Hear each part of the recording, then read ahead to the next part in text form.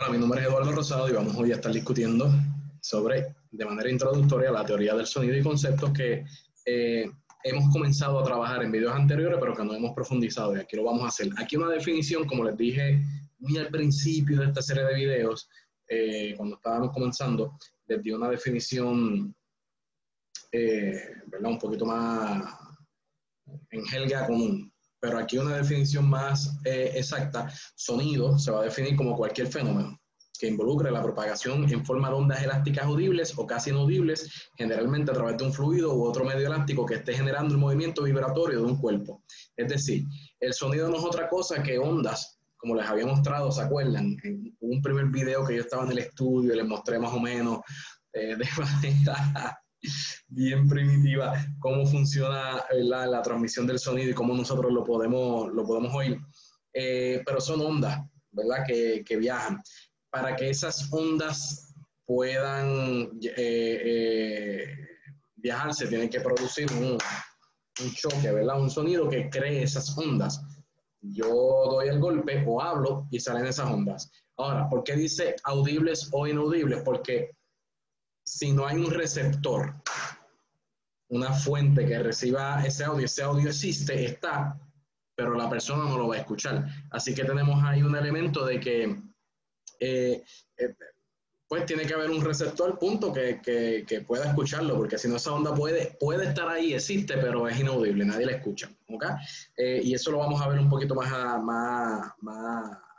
adelante en los otros slides, que estoy tomando prestado de araguaacústica.com, donde pueden encontrar información relacionada a esto. Bastante genial, como van a ver en estos próximos videos que vamos a estar dedicándoselos a audio, porque no vamos a discutir como siempre todo hoy. Bueno, quiero hacerlo un video de 1 hora.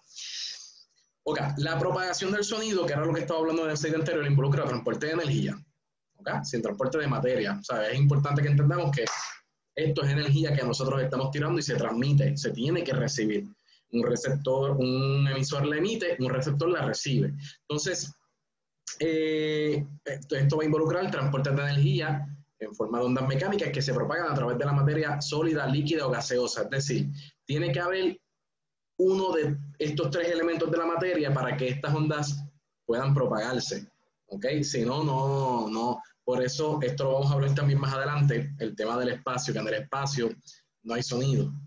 ¿Okay? Y eso lo tenemos que hablar más adelante. Y es un error cuando tú ves en estas películas de repente que explota una nave de Star Wars y se escucha el boom o todo lo que sea, o cuando recrean el Big Bang y aparece una gran explosión y tú escuchas, pero la realidad es que no se escucha porque no tenemos uno de estos elementos sólidos, líquidos o de gaseoso para que el sonido pues, pueda propagarse, pueda transmitirse esa energía. También otro detalle importante es las vibraciones. Como las vibraciones producen en la misma dirección en la que se propaga el sonido, se trata de una onda longitudinal. ¿Okay? Y aquí vamos a comenzar a entrar en concepto. Vamos ahora, ya definimos sonido, vamos a definir ahora qué son ondas sonoras, que llevamos desde el primer video que yo hablé de sonido, de ondas. Okay. La función del medio transmisor es fundamental, ya que el sonido no se propaga en el vacío. ¿Okay? Por ello, para que exista el sonido, es necesaria una fuente de vibración mecánica, también un medio elástico, de nuevo, sólido, líquido, gaseoso, en el cual se propague esta perturbación, esta vibración, esta energía. A esto le llamamos onda sonora, punto. ¿Okay? Y la velocidad de propagación del sonido en el aire es de aproximadamente 340 metros por segundo a una temperatura de 20 o 68 Celsius, ¿verdad? O Celsius.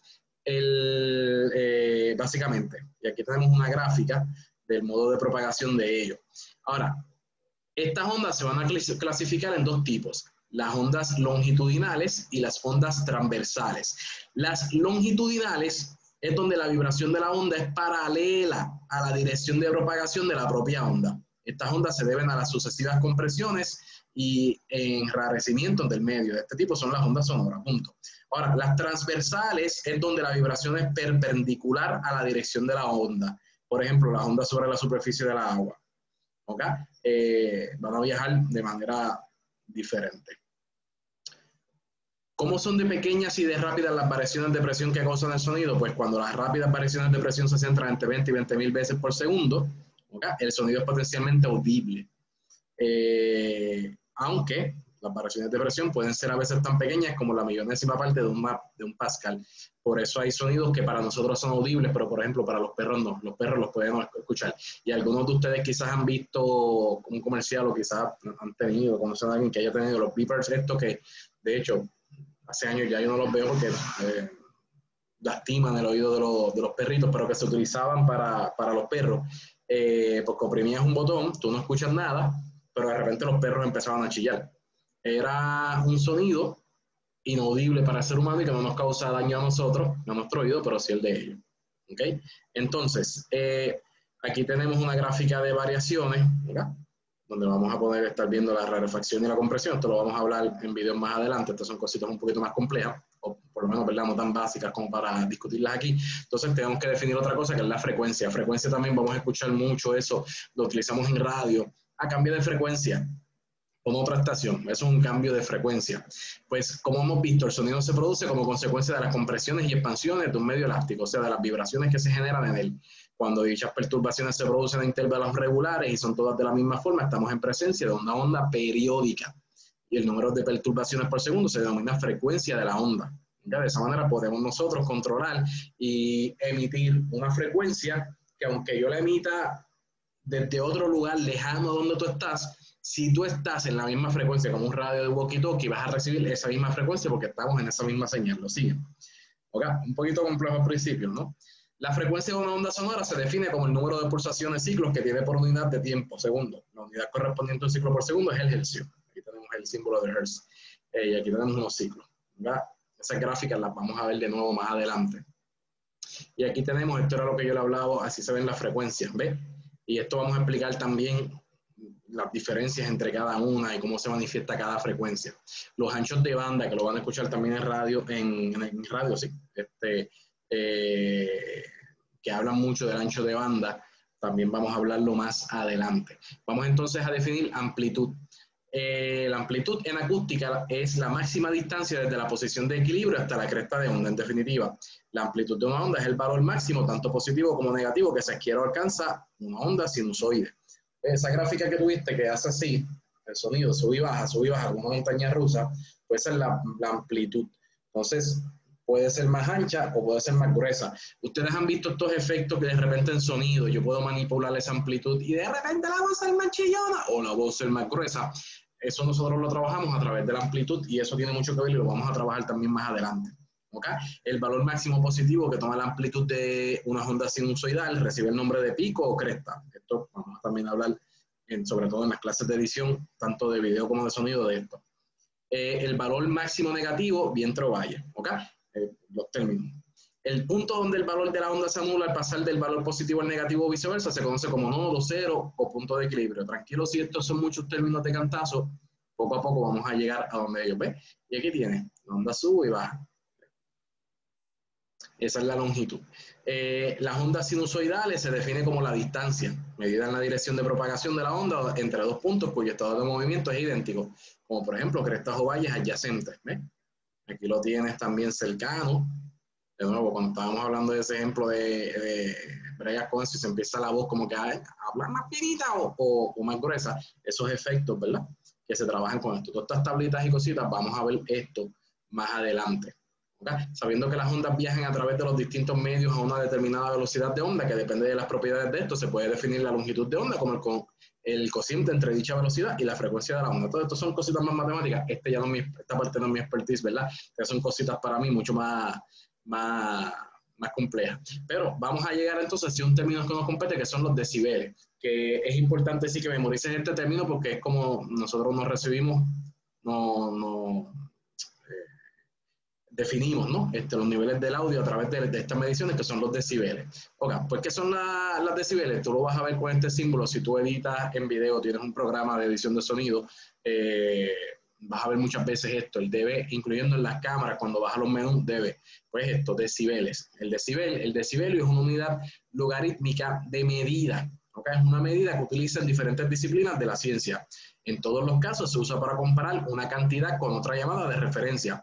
Normalmente el valor tomado como referencia es siempre el menor valor de la cantidad. Esto es una manera de medir el audio. si está muy alto, si está muy bajito. En algunos casos puede ser un valor promediado aproximado. En acústica la mayoría de las veces el decibelio se utiliza para comparar la presión sonora en el aire con una presión de referencia. Estas son cositas un poquito más científicas. Para nosotros acá, el nivel de referencia tomado en acústica es una aproximación al nivel de presión mínimo que hace que nuestro oído sea capaz de percibirlo. ¿Ok? El oído humano. Nuevamente, desde un punto de ciertos decibeles, como estaba hablando anteriormente, de ahí abajo, de un número hacia abajo, es imperceptible para el oído humano. El nivel de referencia varía, lógicamente, según el tipo de medida que estemos realizando. No es el mismo nivel de referencia para la presión acústica que para la intensidad acústica o para la potencia acústica. Esos términos, nuevamente, más adelante vamos a adentrarnos a ellos. El decibel o decibelio es una unidad de medida utilizada para el nivel de potencia o nivel de intensidad del sonido, el potenciómetro. Estamos en un set o en un estudio de grabación, pues vamos a utilizarlo para medir esas pruebas que se hacen. Ok, dale, habla el micrófono, y la persona habla, probando 1, 2, 3, probando 1, 2, 3, y de ahí entonces nosotros vemos si está muy alto. Ok, proyectamos un poco más alto, pues te escuchas bajito, y eso lo vamos midiendo con esos decibeles. Sigo. Se utiliza una escala logarítmica porque la sensibilidad que presenta el oído humano a las variaciones de intensidad sonora sigue una escala aproximada logarítmica, no lineal. Por ello, el decibel o decibelio resultan adecuados para valorar la percepción de los sonidos por un oyente. Se define como la comparación o relajación entre dos sonidos porque en los estudios sobre acústica fisiológica se vio que un oyente, porque se le hace escuchar un solo sonido, no puede dar una indicación fiable de su intensidad, mientras que si se le hace escuchar dos sonidos diferentes es capaz de distinguir la diferencia de intensidad. ¿Okay? Yo puedo escuchar un sonido y sé que está alto o es bajo, según porque como lo percibo, pero no puedo decirte, no es por ejemplo, aquí hay una diferencia entre, yo hablaba en las clases de iluminación anteriormente en estos videos, de las personas que nosotros podemos medir la luz y decir con un fotómetro, ¿verdad? A cuánto está la escala, o incluso a ojo, decir a cuánto está la escala. Acá es un poco más complejo.